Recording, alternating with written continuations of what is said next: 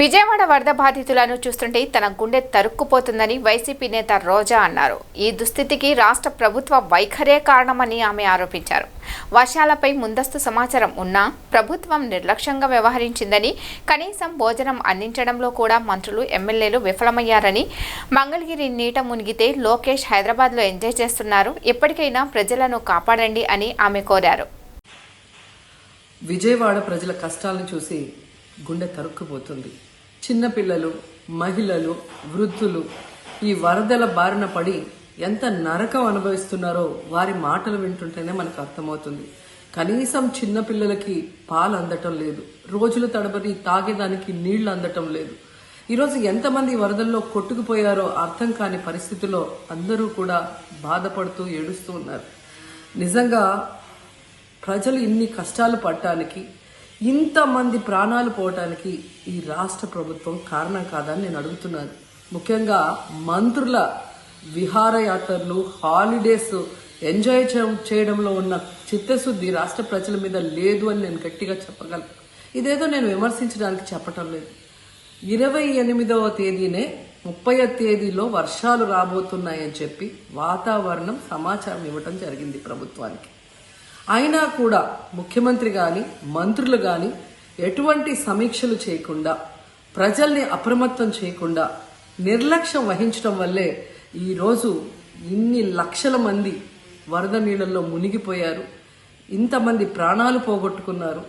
ఎంతమంది తిండి లేక, కరెంటు లేక, తాగునీళ్లు లేక, పసిబిడ్డలకి పాలు లేక ఎంత అవస్థలు పడుతున్నారో మనం అందరం కూడా గమనిస్తున్నాం. చంద్రబాబు నాయుడు గారి ఇంటికి 3 కిలోమీటర్ల దూరంలోనే ఇంత పెద్ద విపత్తు జరిగినా ప్రజల్ని కాపాడలేకపోయారు అంటే ఇది రాష్ట్ర ప్రభుత్వం, రాష్ట్ర ముఖ్యమంత్రి వైఫల్యం కాదని నేను అడుగుతున్నా. ఈరోజు కరకట్టు మీదున్న అక్రమ కట్టడాలని కాపాడటం కోసమే విజయవాడని, ప్రజల్ని ముంచేశారు అనటంలో నిజం లేదా అని నేను అడుగుతున్నా. గంట ముందు ప్రజలకు చెప్పినా వాళ్ళు ముంపు బారిన పడేవారు కాదు.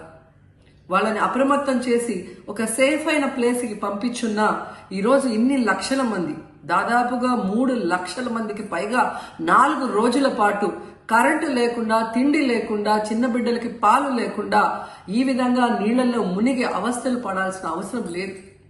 దురదృష్టం ఏంటంటే ఈ రాష్ట్ర ముఖ్యమంత్రి నుంచి మంత్రుల వరకు ఎప్పుడు ఫ్రైడే వస్తుందా, ఎప్పుడు హైదరాబాద్కి వెళ్దామా, లేదా ఎప్పుడు విహారయాత్రలకు వెళ్దామా అని ప్లాన్ చేసుకోవడంలోనే చిత్తశుద్ధిగా ఉన్నారనేది ఈ 5 రోజులు మీరు చూస్తే మీకే అర్థమవుతుంది.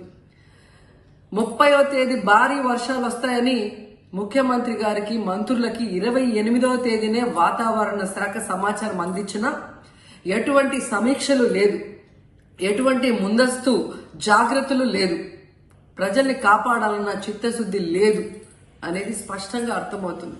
ఎందుకంటే ఈ రోజుటి వరకు 4-5 రోజులు ప్రజలకి తిండి అందించడంలో ఈ ప్రభుత్వం విఫలమైంది. కనీసం ఇది జరిగినప్పుడు సీఎం గారు పనిచేయట్లేదు, వయసు అయిపోయింది. డిప్యూటీ సీఎం గారు, పంచాయతీరాజ్ శాఖ మంత్రి గారు కనీసం తన శాఖను అప్రమత్తం చేసి ప్రజల్ని కాపాడాల్సిన బాధ్యత ఉన్నా ఈ రోజు 5 రోజుల వరకు ఆయన అసలు విజయవాడ వైపే రాలేదు. ఇక ఆ కాన్స్టిట్యున్సీ ఎమ్మెల్యే ప్లస్ రాష్ట్ర మంత్రి లోకేష్ గారు మొత్తం మునిగిపోయి మంగళగిరి, విజయవాడ అల్లల్లాడిపోతుంటే ఆయన హైదరాబాద్లో ఎంజాయ్ చేస్తున్నారు. ఇక హోంమంత్రి గారు తెలిసిన సంగతే. ఇక మున్సిపల్ శాఖ మంత్రి నారాయణ గారు ఈరోజు విజయవాడని ముంచేసింది ఈ మున్సిపల్ శాఖ నిర్లక్ష్యం కాదని నేను అడుగుతున్నా. ప్రజల్ని సురక్షిత ప్రాంతాలకు తరలించే విధంగా ఈ నారాయణ గారు రివ్యూ చేయకపోవటం వల్ల ఈరోజు లక్షలాది మంది నీళ్లలో మునిగిపోయారు. వాళ్ళందరూ కూడా ప్రభుత్వం ఎప్పుడు కాపాడుతుందా అని ఎదురు చూస్తున్నారు, అయినా వీళ్ళకి పట్టింపు లేదు. ఇక రామానాయుడు గారు ఇరిగేషన్ మంత్రి, కనీసం ముందస్తు రివ్యూలు లేదు. కనీసం వరదలు వచ్చి ప్రజలు మునిగిపోతుంటే బోట్లను కూడా కొనుగోలు చేసో రెంట్కి తీసుకొని ఆ ప్రజల్ని తరలించే కార్యక్రమం ఆయన కూడా చేయలేదు. ఇక ఎప్పుడు వరదలు వచ్చినా, భారీ వర్షాలు వచ్చినా ముఖ్యమైన శాఖ రెవెన్యూ శాఖ. అనగాన సత్యప్రసాద్ గారు ఈయన విహారయాత్రలో ఎంజాయ్ చేస్తున్నాడు. కనీసం పునరావాస కేంద్రాలు ఏర్పాటు చేయాలి, మరి ఆ ప్రజలకి పాలు, తిండి అన్ని అందించాల్సిన బాధ్యత ఉన్నా ఏం పట్టించుకోలేదు. సో ఈ విధంగా చంద్రబాబు నాయుడు గారి దగ్గర నుంచి మంత్రులంతా కూడా ప్రజల్ని గాలికి వదిలేసి ఎలా నిర్లక్ష్యం వహిస్తున్నారో చూడండి. ఇప్పటికైనా వాళ్ళు కళ్ళు తెరిచి ప్రజల్ని కాపాడండి అని చేతులెత్తి నమస్కరిస్తున్నా. గతంలో జగనన్న ఏ విధంగా వాలంటీర్ వ్యవస్థ ద్వారా, సచివాలయ వ్యవస్థ ద్వారా ప్రజలకి ఏం కావాలన్నా ఇమీడియట్ గా వాళ్ళకి అందుబాటులోకి తీసుకెళ్లటమే కాకుండా ఏదైనా ప్రకృతి వైపరీత్యం వచ్చినప్పుడు వెంటనే వాళ్ళని సురక్షితంగా కాపాడే విధంగా ఈ సచివాలయ వాలంటీర్ వ్యవస్థని ఉపయోగించుకోండి. జగనన్న మీద కక్షతో ఆ వ్యవస్థల్ని నాశనం చేయడం వల్లే ఈ రోజు ప్రజలకు ఎవరు ఏం అందించలేకపోతున్నారని తెలుసుకోండి. అండ్ ఈరోజు జగనన్న విజన్ ఉన్న నాయకుడు, ప్రజల్ని ప్రేమించే నాయకుడని మరోసారి రుజువు చేసుకున్నారు.